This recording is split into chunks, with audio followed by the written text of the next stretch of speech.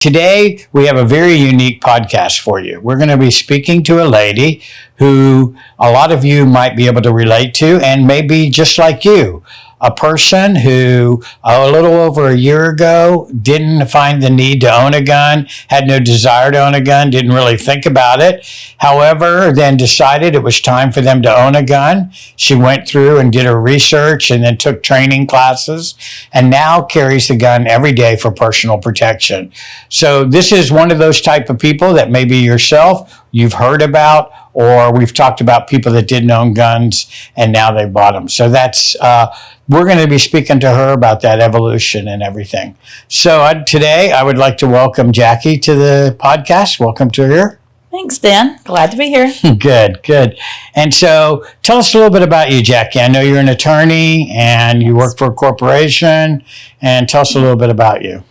Well, that's true. I am an attorney. I work for an insurance company, and I'm kind of a country girl to the city. I grew up in rural Kentucky and spent most of my childhood days out just, hanging with my friends on the farm, just doing things that country girls do. Some exposure to guns, usually long guns, but with my dad in charge. Being a daddy's girl, he usually handled all the guns. So I had some exposure to handguns growing up, but then I went off to college and law school and started a career and never thought much about guns after that. Makes sense. So as a child, even though you grew up on a farm where traditionally you think of farm people as hunting and doing those types of things, you weren't really involved in that. Your dad might have done it some and things like that. Oh, yeah, my dad for sure, my brother, my grandparents, true farm life. But for me, no, I was more of a girly girl, not a country girly girl, I guess I would say, but not so much into the hunting. And so then you went to college, and again, not much exposure to firearms in college or law school or anything like that. And then after that, after you got out of college and law school and you started practicing and doing things, still nothing happened that made you think about firearms or anything? Oh, never really gave it much of a thought. So what was the first thing that, came to your mind, and what evolved in your life that you can share with our audience and share with us that made you say, you know what, I think I need a firearm to protect myself? Well, over the last couple of years now, the world has really changed, in my view, in that we see more of a need to protect yourself when you're in places that you would have never thought before.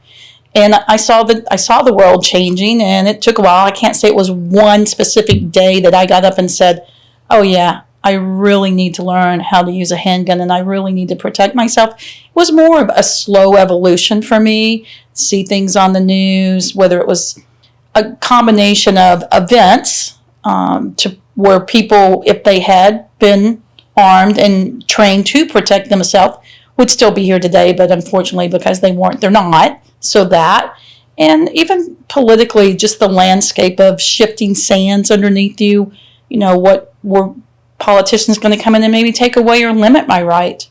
And if I didn't act now so that I was already in a class to be grandfathered in, let's say in Florida, to carry concealed weapons. I didn't want to lose the ability to do that if I waited, never knowing what the future holds. So it was kind of just a combination of different factors. Because over the last couple of years, things have kind of happened. I mean, the first thing that probably happened with crime that most people might think about is it went from specific to random. I mean, a long time ago, it used to be, well, you don't drive into this section of town, or you don't cross this road, or you don't go into this area. And because those were high crime areas. And then, maybe several years ago, 5 or 6 years ago, crime started getting pretty random. It didn't matter where you were. You could be sitting in a restaurant. You could be doing all kinds of different things. You could be at a stoplight and somebody could come up and carjack you. And so crime became more random. And then most recently, we've had a lot more civil unrest in a lot of different places than we've had. It wasn't just one flashpoint.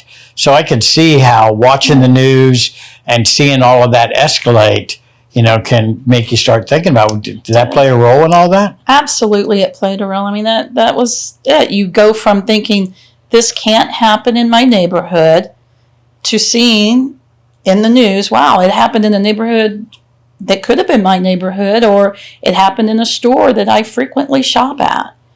And so, Right. yeah, escalating. And then, things just changed with, I guess, like you said it the best, it was more random crime instead of targeted crime that really made me stop and think, do I want to be a victim, or do I want to do the best I can to protect myself and my family if we're all together? Right.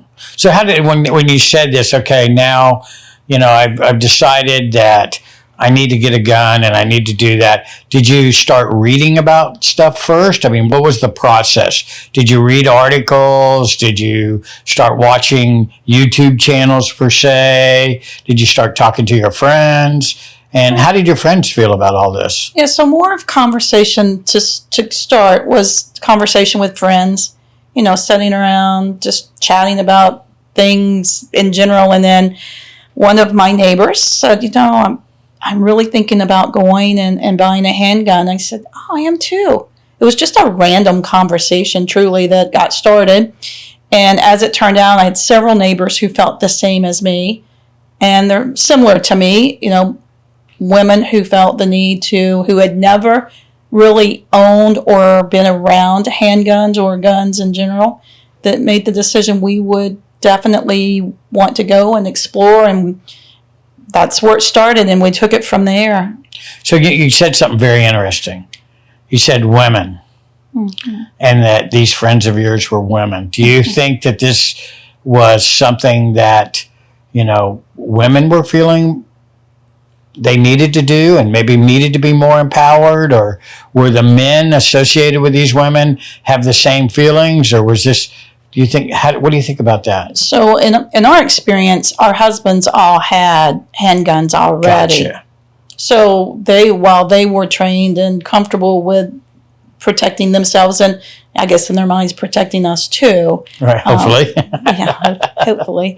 We weren't. We weren't comfortable when we didn't own handguns to protect ourselves if we were out at the mall, if we were at Publix or some other grocery store or wherever. Right. We might be shopping or, in a park. So did any husband say, hey, girls, I'll take you to the range, or let me go with you and help you? Or did you all decide this was something you wanted to explore together and on your own? No, one of my friend's husbands, the first day, the three of us went. Yeah. So he definitely was involved and supportive. All the husbands were supportive.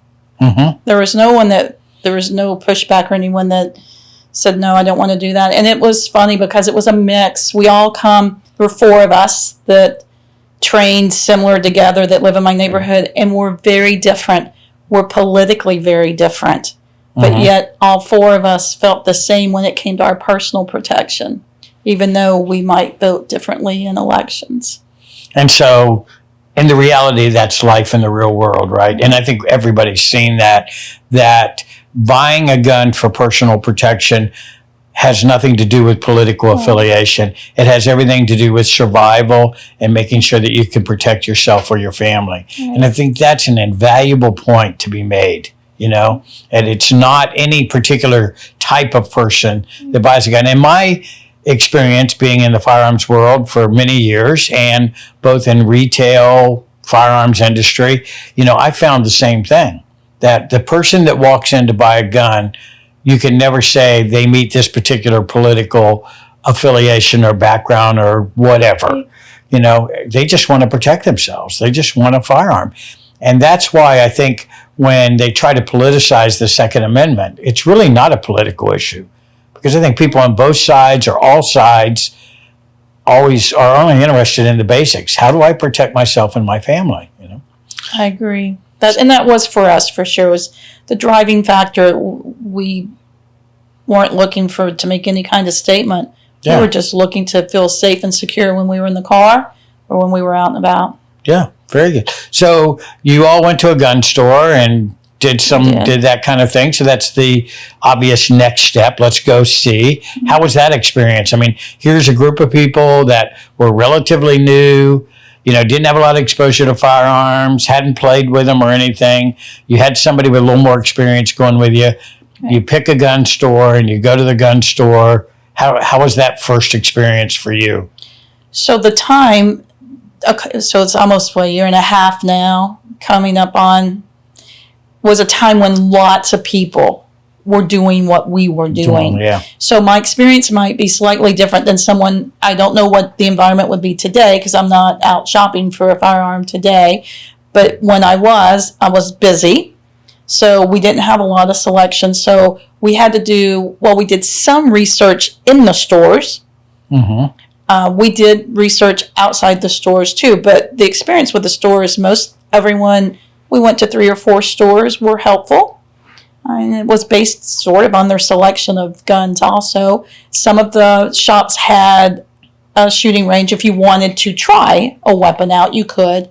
We didn't take that option up, but it was available. So right now it's changed dramatically. There was the time when people were lined up outside stores and you had to take a number, you had to wait 20 minutes. Right. Almost now, any gun store you walk into, you can walk right into the store, get right up to the counter. Even the big box stores aren't crowded anymore. The little mom and pop stores aren't crowded anymore. So it would be a whole different experience in that level. Yeah. Plus a lot more inventory. As you said, you kind of had a limited thing. So when you said you did your in-store research, kind of share with them a little bit more about what you thought was in-store research and how you researched what you wanted.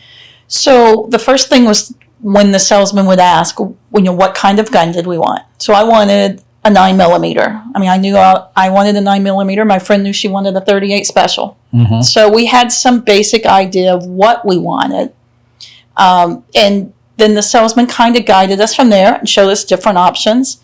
We handled a lot of guns, grip, the different size of guns for me anyway. Mm-hmm. Made a big difference in what felt comfortable in my hand and what didn't feel comfortable in my hand. And the same for my friend. She actually changed out the grip after she found the firearm that she wanted. She found a different grip that she liked better. So it was very helpful. The sales folks seemed knowledgeable. Mm-hmm. They knew their inventory, and they took time to ask us what we were looking for, what we're going to carry. So a big difference. My friend's not going to carry. Hers is at her bedside table. Mm-hmm. Mine's on me. And 2 different needs. Yeah, and that's true, And, we've talked about that in the podcast before about when you buy a handgun. My philosophy has always been the gun you buy for personal protection is the gun that's on your bedstand. It's the gun that's on your hip. It's the gun that's in your car. Because if you need to go to that weapon for some bad event, you want to know it inside and out. You want to be comfortable with it. You don't want to have any questions about how it's going to feel or fire it. However, there are some people that say, well, I want a gun to put in my bedstand. I'm going to have another gun in my car. I'm going to have another gun that I carry. I'm not really a fan of that stuff, but like you said, for your neighbor, for her, she wanted a gun maybe not even to ever carry, just to keep in her bedstand for personal protection at home, where you were looking for one that you kind of wanted to make sure you could carry in the future, or would be a future carry gun. Yep. So after you looked around and everything, just curiosity, what'd you decide on? Yeah, I have a 6-hour P365. 360, that's an outstanding gun. So it has you have the 12-round magazine. I do. Comes both with the 10 and the 12-round magazine. So at what point did you decide that was the gun for you? After handling different guns, the day in the store and going back home and just doing some Google research on easy to carry. I needed something relatively small, but yet I didn't want tiny, and after looking and thinking about what I really wanted and reading reviews of what people found helpful, I settled on the P365. And are you happy with that? I'm very happy with it. That's a great gun. I mean, I'm very happy with it. You can't beat a SIG, and you can't beat, and that's a great gun. So you did your own personal research, kind of made your own decision about it. you didn't talk to any experts or anything, and that was your decision. So that's a pretty good one. I talked to my dad if he counts as an expert. Your dad sounds pretty experienced, so he probably is. So after you purchased the firearm and now I went to the store, I bought my gun that I've decided on, but I still don't have any training. Were you a little nervous about it? Were you like, so now I got a gun, what do I do? Yeah, so I'd signed up for a class before I got my gun, knowing that was coming in. So again, a little different experience than maybe your viewers would have today, where they could just walk in, once they cleared their check, their gun would be there in the store. I had to wait a little bit to get mine. So I had signed up for a class. I went and picked up the gun, and I didn't touch it. I wouldn't even open the case until after I'd gone to class. I put it in the closet. I think I picked it up in July and my class was in September. So it just stayed in my closet.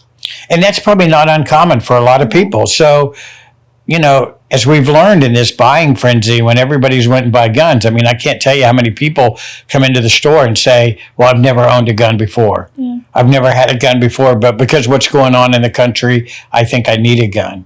And a vast majority of those people probably did the same thing you did. And that gun's probably still in the closet. Yeah. They didn't take those next steps that you did, but it's probably still in the closet. They probably still haven't touched it. In fact, in some of my classes, people are showing up with guns and saying, you know what, I bought this gun 6 months ago, but I've never even opened it up yet. Let's start from the beginning.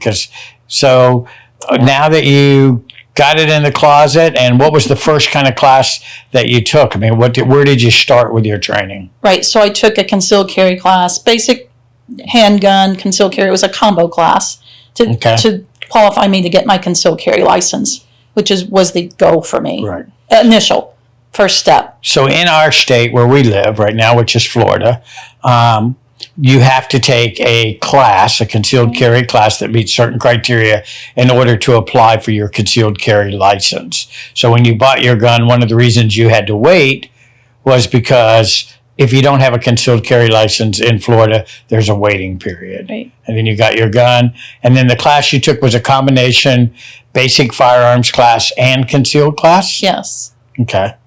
And how was that for you? It was good. It was a good class. It gave me some understanding of the laws around gun ownership, which I needed. You might be an attorney, not my kind of law. Right. So I had no idea what laws really applied and where they applied. And so some really good information on what the legal requirements in the state of Florida were for me, where I could carry, where I shouldn't carry, different things like that. And then the hands-on training, actually going out to the range and firing the weapon and learning. I mean, I didn't know anything. Right. Who knew a gun had so few parts? I thought it had a lot. Right. I didn't know. I mean, I really didn't know what it had, but the thought that it was just was a very good experience to be able to go. It felt pretty fast that first night. So you get your training in the classroom and go out to the range. And when even just leaving with that, I felt better. I felt comfortable knowing I'd made the right decision for me. That was my first baby step. There were many more steps to take to get to where we are today, but it was a good first step. Great. And in that class, they covered laws for the concealed thing and met the criteria. They covered functionality, stance, grip, all of those types of things in the basic firearms class. Yes, have the parts of the gun. Just how you should stand. I mean, look, I'm taking my gun and I'm doing, I didn't know. Right. How do you hold a gun? How do you hand a gun off to someone? Right. All the things that come natural to someone who's been around or probably owned guns since they were small were very foreign to me, and habits I had to learn, and it didn't come after just the one class. I mean, I would still find myself mishandling the gun in the early stages. Yeah, and that's very common because people that aren't trained, first of all, don't know what to do. Right. Second thing is you see a lot of things on TV which half aren't correct. So you think you want to mimic, well, this is the way I saw some guy do it on TV, so I want to do that. And then you can watch YouTube, and there's some really good guys on YouTube as well as there are some not so good guys on YouTube. Right. So depending on which one you decide to watch, you could learn either the correct way or the right way. So you took your basic firearms class and your concealed carry class. Mm-hmm. Did you do any other type of training? What was your other kind of preparation since you knew you were buying this gun for personal protection? Yeah, so one thing I had already decided the minute I decided that I was going to buy a gun was that I would become proficient with my weapon. I wasn't buying it just to put in the closet again or put in the bedside table and forget about it until God help me, I might need it. Mm-hmm. So I was committed to one-on-one training, and that was the one thing when I went to my class that I inquired about, that I didn't want to just come take the class one time on the range and call it a day, that I wanted one-on-one training so that I could be comfortable learning how to use the handgun I had purchased and learning how to protect myself and being comfortable if I'm faced in a situation where I'm going to be very uncomfortable. Right. I'm going to be freaking out. Right. So you bring up a very valid point that we've talked about. We actually have a blog about is how do you choose your firearms instructor? We have 2 articles on our blog about that. We have a podcast about firearm instructors. So when you started looking for a firearms instructor and looking for somebody, you're obviously very well educated. You obviously had a passion for learning everything that you wanted to learn. How did you kind of go through that process, vet the instructor, decide where you wanted to go and which course you took? Yeah, so I definitely wanted an instructor that had real world experience. I didn't want someone who had learned by YouTube. Mm-hmm. I looked for someone credentialed who, and a personality that that was a good teacher, right? Someone mm-hmm. who had the experience and then also would understand what I needed and take it from my perspective. So yeah, that's the most important things was someone that was knowledgeable and that I knew was fully trained and competent. So how did you check those things out? I mean, did you go and talk to that person? Exactly. Did you look at their reviews? Did you talk to other people? Yeah. How did you do that? Because that's important that we want our audience to know is that vetting an instructor and what avenues and resources do you use to vet an instructor to find out if they're really good? Yes, so the first thing was the same instructor that I took my basic class from was was someone who presented themselves and their credentials during my class. So for me, it was then a matter of seeing if that was going to be a fit and looking at the reviews mm-hmm. to see was this the right trainer. And I might have been fortunate, others might have to do a little more work, but the reviews on my instructor were excellent. Mm-hmm. So it was a very easy process for me because I happened to have a good classroom instructor who also was a good one-on-one trainer for me. So you took the regular class. Did you take any other kind of classes too, or before you started your one-on-ones? Around the same time as the one-on-ones, I took a situational awareness class. Very important. It was a great class. Even for people who don't want to own a handgun, it's truly, there are classes out there that they should explore that will just give them ideas of how to be safer in your own environment, whether it's home or out and about, with some non-lethal weapons. And those were discussed in my class too. Mm-hmm. Pepper spray when I walk the dog. Right. If I have pepper spray on my leash, have it in the car because, my instructor made the point. If you are in, let's say you're in your car and all of a sudden you're in the middle of a riot, or you're just even in the middle where there's people surrounding your car that mean to maybe they don't want to harm you, but they are not going to let you pass.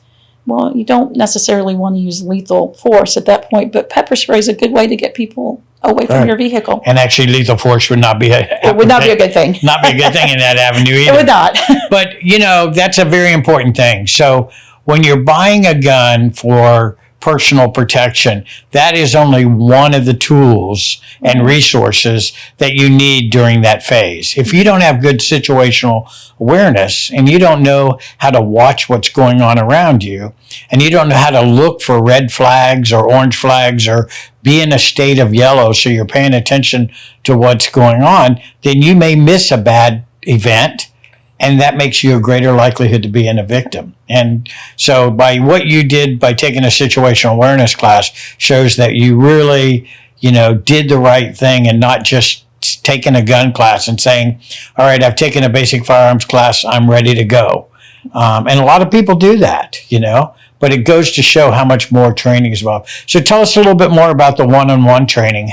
How did that go? How did it work for you? I mean, most people don't have the opportunity to do one-on-one training. So, that's nice that you had that opportunity. How'd that work out? Yeah, it was just what I needed because it allowed me to work with my instructor and develop the skills I wanted to develop. We started with just the basics. I mean, going back and having the one class was great, but I truly needed to start back and say, loading the magazine, clearing the gun if it jammed.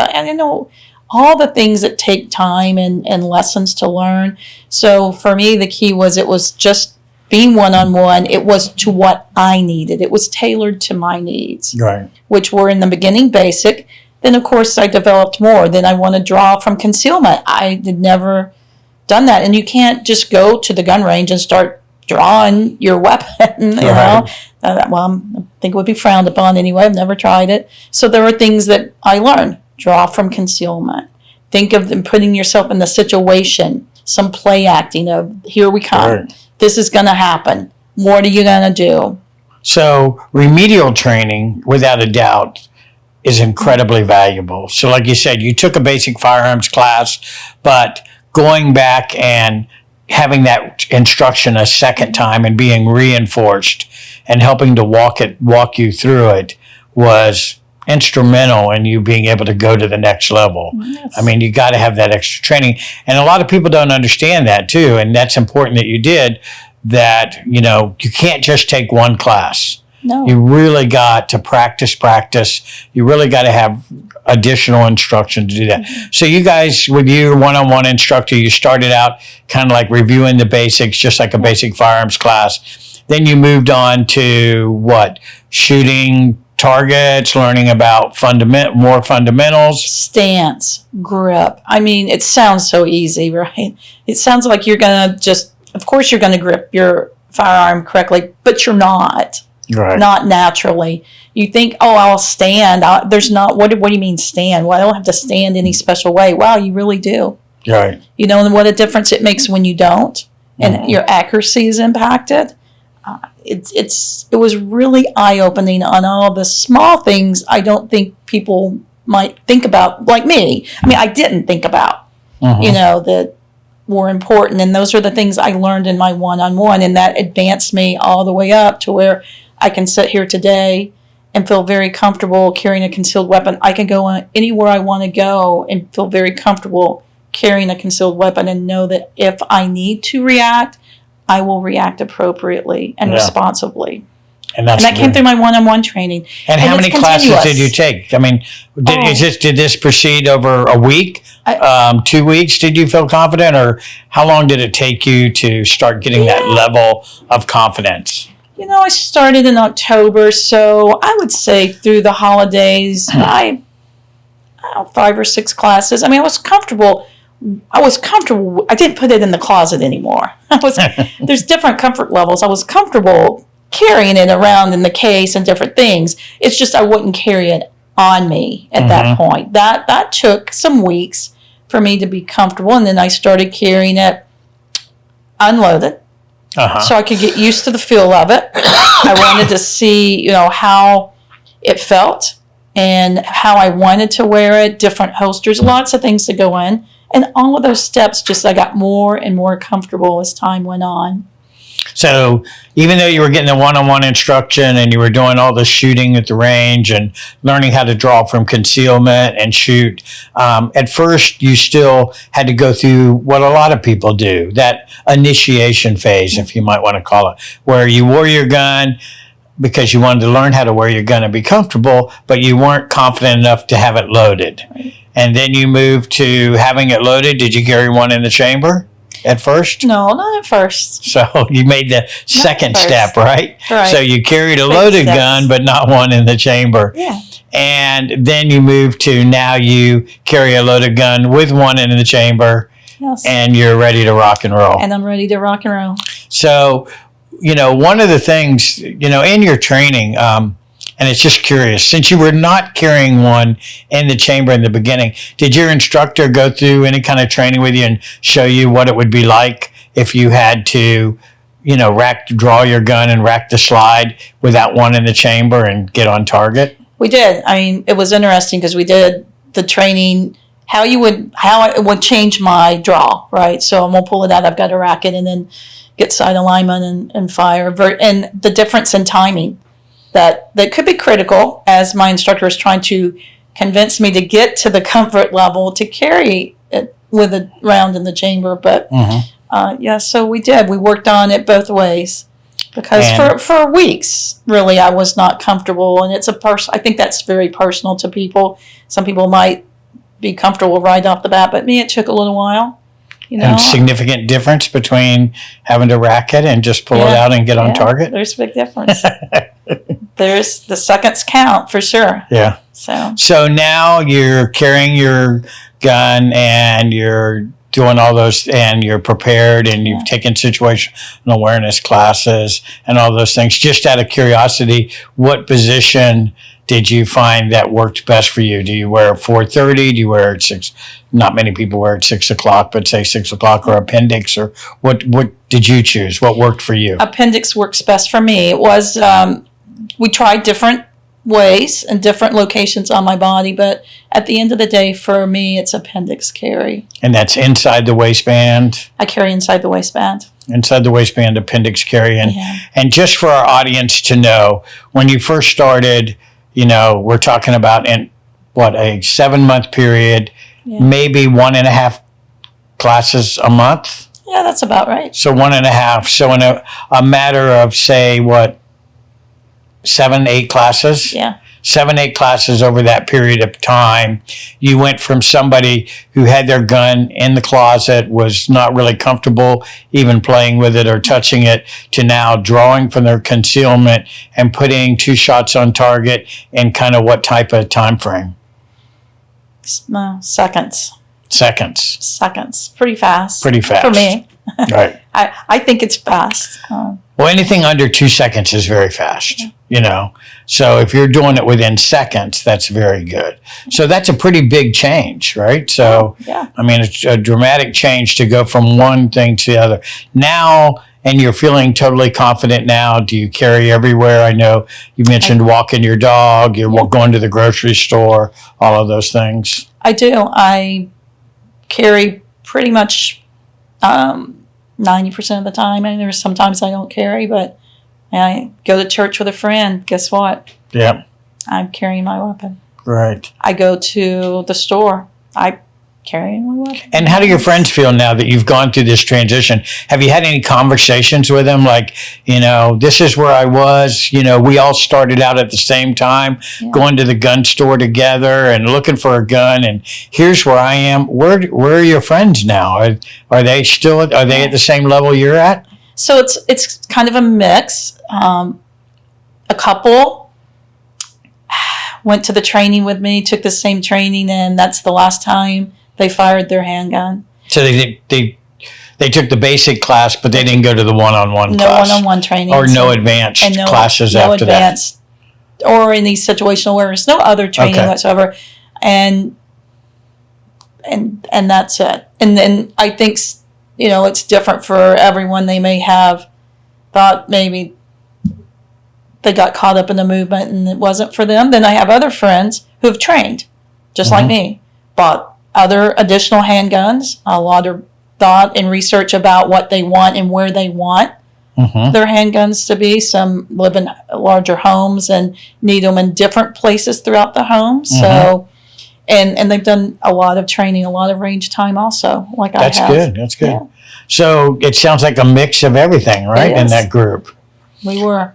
So are you still carrying your 365? That was the gun. And what kind of ammo are you using? What met your needs for that? For this, I carry a federal personal protection ammo. Like HST. Federal Hydroshock, whatever. Yeah, Okay. I do. That's good. That's the brand that I have. And then range ammo can be anything nowadays, anything that you can get. Now, as a lady, this is a pretty interesting question. So do you carry any other things with you? Do you carry your flashlight? Do you carry extra mag? Do you carry, any other kind of survival devices with you? On me, no. In my car, yes. So I have Okay. a survival bag in the car that has appropriate footwear if I needed it. Since I live in Florida, I spend a lot of time in flip-flops, and that's probably not the footwear I'm going to want if I'm in an emergency situation away from home. Right. It has an extra mag in there loaded with personal protection ammo, not range ammo. Has knife, fire starter. So you kind of have a get-home bag. It's a what you would call a get-home bag. A get-home bag with all the necessities you need that if you got bottle of stranded water. to feed yourself and drink, communicate, whatever. Yeah. But so no extra mag, no flashlight, no nothing on your body. Not on my body, Every day, no. just- No. Yeah, and as I've talked about in the other podcast, I'm similar. I'm a minimalist. I carry a firearm. I carry a phone. I think a phone is your number one of your top survival devices. It's got a flashlight, GPS, compass, everything that you can use on your phone. So that's a very good tool to have. So when you're thinking about that, have you, since you've gone through the training and done all this, I mean, we don't like to think anything bad's ever going to happen to us. In fact, most people probably think that'll never happen to me. Have you had any situations where you said, wow, I'm really glad I had my training? I mean, this really paid off. I have. It was the kind of an unusual situation in that it was a weekday. I had met a friend of mine for dinner. I was coming home. I needed to take a quick stop in the store. And so driving back, as I pull into the store parking lot, it was a small store, and the parking lot was really a small entrance in and out. And as I pull in the in lane, there is an abandoned car sitting in the thoroughfare. So I'm looking around to see what's happening, and I see that whoever was driving the car, I assume, was out in an altercation with someone else. So I had A fight? a fight, and I pulled around and pulled into a parking space, stayed in the car, and did basically my assessment. No threat to me, so I'm safe. I had my handgun. I mean, I have it on me, so I knew that if I needed to, that I could protect myself. And then I assessed the situation that was going on, and it was two men that were yelling, and obviously it was increasing the threat. There was going to be more physical things happen. So I had my phone, as you said, one of the great tools. I call 911. It advise where I am. So and what's could you have going on. driven away if you wanted to? Or I could have driven away. I could have, but someone was... I didn't think it was the right thing to do just to drive. I wouldn't have Gotcha. just driven away. Okay. I'm not with that. No, I wouldn't have driven away. Okay. That thought never even entered my mind to drive away. Okay. The thought entered my mind to stay and see if you can help in any way or if I get could resources there to help. help and most right. Okay. Right. Yeah. No. So did your OODA loop play any role in this? It did. That you would have learned in situational awareness? I did. That's the whole assess. Where am I? Am I safe? What should I do next? Right. And I kept a watch. Had one of the two men pulled a weapon, then that would have been a decision making at that time. What steps do I take? Do I put myself in harm's way to help a stranger and not really maybe knowing who the good guy and bad guy were? I mean, I wasn't thinking that at the time. Right. I thought of that as I drove home and said, wow, the decisions I've made now to arm myself in social circumstances comes with these added responsibilities that I take really very seriously, and I hope everyone that would carry a gun would take seriously. But the reason I reason that I have a weapon and I carry it is to protect myself, but I guess others too. Yeah. And so in this particular case, what was the outcome? Yeah. So 911 called. Then the fight was escalating, and the one person left the scene as the police were coming up. And they were there. They secured the scene, and fortunately, Nothing escalated. no Nothing one bad. drew a weapon of any kind, and it de-escalated when the police So arrived. in essence, kind of like the best first negative encounter or bad encounter to get a practice of how you would respond, because thank God it didn't get deadly or anything like that, but you got a chance to practice all the skills that you'd been preparing for, and it sounds like they worked just fine. You did a great assessment. You oriented yourself to what was going on. You evaluated that, and then you decided what you were going to do, and then you act upon it and you planned. You said, if this happens, then I'm going to do this. Yeah. And so it was really kind of crazy to think all these years. I'd never been in a situation like that before. Never thought I would be in a situation like that before. But that's exactly why I was motivated to go. It was in my neighborhood, and could it have happened? Yes, because things happen now, as we talked about in the beginning of this podcast, that they're random acts. Yeah. And what other people said, which you kind of alluded to right now, is, it's never happened to me before. Right. That's never going to happen to me. That kind of stuff doesn't happen to me. And the next thing you know, it's right there in front of you, and it's going on, and you got to make a decision about what to do and how you're going to handle it. And so that's great that all worked out well and you handled that well. And that's, like I said, that's like a practice time, Yeah, it was. A pretty good practice one. It was, and it gave me a lot to think about too, and it reinforced my conviction that this was the right thing to do, because you don't ever know. You never know. That's for sure. You just never know. You never know when that's going to happen at all. It would have been really different. So had I not had my training, what would happen? I would have left. I probably would have left then. But so I don't know. I guess some of this goes more than just being personal protection. We all want to be good citizens to each other, right? It's part of us living together and thinking of what duties we have as we're on this earth for however long we're on here, is what if I could have helped someone, right? I mean, and that's a good purpose to me too. It's not, I think sometimes people think everyone that carries a gun is doing it. I don't know. I think they don't get the right idea about it, that sometimes it's for a lot of reasons, and they're good reasons to carry a gun. And there's, one of the things, again, that you alluded to that's really important is, you wonder about when you're unprepared, fear factor comes in. And you become scared. And then you have the fight or flight syndrome, And most people want to flight. They want to leave. They want to get away from a bad situation. And then there's the other people, which in this case you took that role, that say, I'm going to watch. I'm going to observe. I'm going to intervene if I have to, because that's the right thing to do. Yeah. And, thank God there's people on both sides. Otherwise, if everybody was running, then that would be terrible. But there are people that feel like, I'm going to observe, I'm going to intervene if I have to, and I'm going to protect somebody that might need to be protected.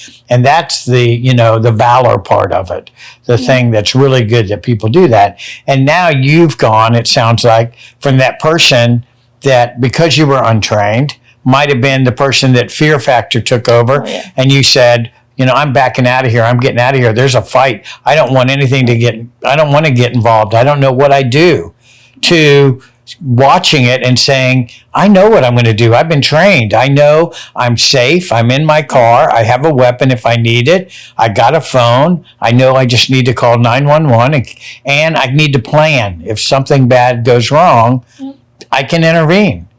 Yeah, I was amazingly calm. I was surprised, because I think absolutely before, not that I wouldn't have wanted to help someone, because I'm the same person I was before. You either, if you want to get involved or if you're going to walk away, that's kind of a personality trait, I think.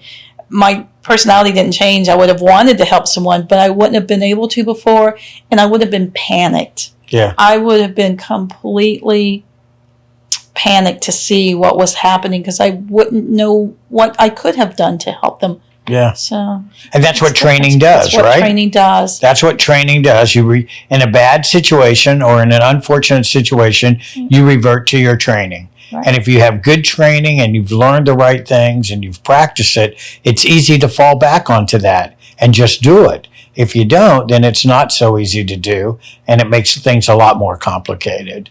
I see training as forever. I mean, this is now part of my life. It's something that I will need training and time on the range as long as I'm going to carry a handgun. Yeah, and that's the right attitude to have, right? Yeah. Because even the most elite people in our country that are warriors, they train constantly, Right. because training is the key to success. It is. And that is the answer to being able to perform proficiently when something bad happens. Right.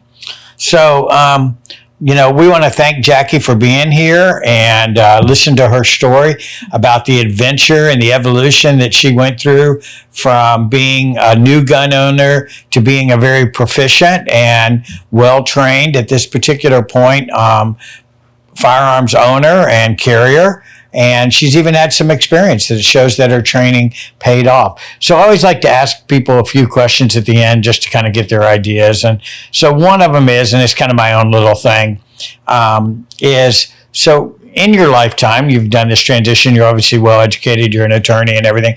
What book did you read? Is there any particular book you read that, had an impact on you, or a set of books? So my favorite book is called The Power of the Subconscious Mind by Dr. Joseph Murphy. And it's a great book. It's about positive thinking and just being of the mindset of not letting the negative things come in and changing that channel and focusing on the power of your mind to make things happen that are favorable to you. So it's a great read. And what's the name of that book again? The Power of Your Subconscious Mind, Dr. Joseph Murphy. Wow, I might like to read that myself. Book, written in the early 1900s. Oh, wow. Yeah. It's a really great read. I have two books that follow that same thing, and that's why I'd like to read that.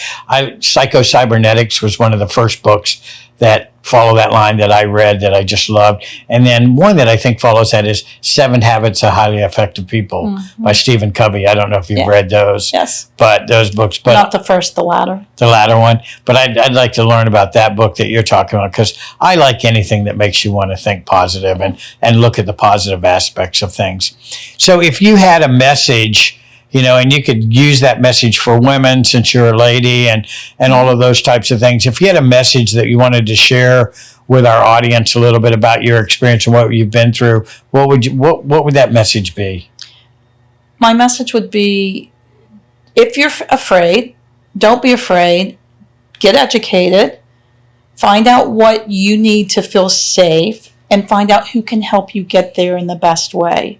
And there are a lot of resources. You can go to your local gun store, the internet, blogs. You mentioned your own blog. Right. There's so many resources available that would be my recommendation, is to get out and learn and find what makes you comfortable and be safe.